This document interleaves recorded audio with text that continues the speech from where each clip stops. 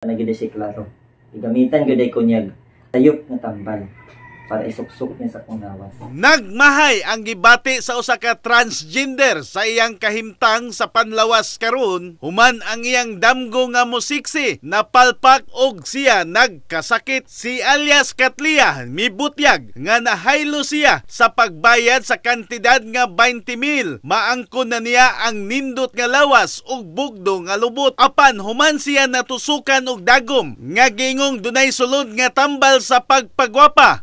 Nagsigi og sakit ang iyang hawak og kalawasan nga gihulagway niya nga mura siyag mamatay. Nagpa-ospital si Katlia apan tungod kay wala na manginlabot ang nagpailang doktor, gani giblock na ang ilang komunikasyon. Hinungdan midangop siya sa NBI 7. Nasikop sa entrapment mao si Ruel Bacos o mas naila sa mga tawo nga mamidibs sa barangay Basakpardo ning Dakbayan sa Sugbo. Uwahina nga nasayod si Katlia nga dili di ay tinuod nga doktor si Bacos, kanhi nagtrabaho isip asistan sa usa ka lisensyadong doktor sa usa ka klinika sa Dakbayan sa Sugbo ug gitaktak tungod kay mohimo og operasyon nga walay pagtugot kaniya ug himuon lang sa Pinoyanan sa suspitsado ug dili sa klinika. Matod ni NBI Civro Regional Director Attorney Rinan Agustus Oliva, ang mga kliyente sa dinakpan ang nakasinati og komplikasyon human sila naoperahan niini. Kaso nga illegal practice of medicine ubos sa Republic Act 2382 og estafa ubos sa Article 315 of the Revised Penal Code. Serious physical injuries ang giatubang sa dinakpan nga kasamtangan karong nagtingkagol sa silda sa NBI 7. Mahay jud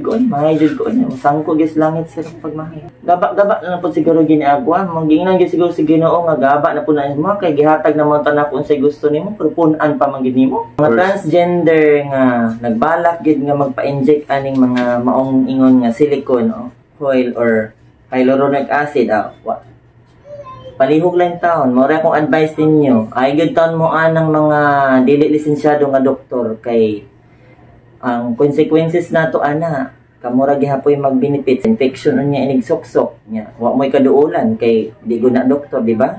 Dito lang gyud sa mga lisensyadong doktor nga maay gyud anak mo buhat like implant or inject nga katong fat transplant mao na lang gyud na. In the heart of changing lives, ako si Brigada Alan Tangkawan sa 90.7 Brigada News FM Cebu, the Music and News Authority.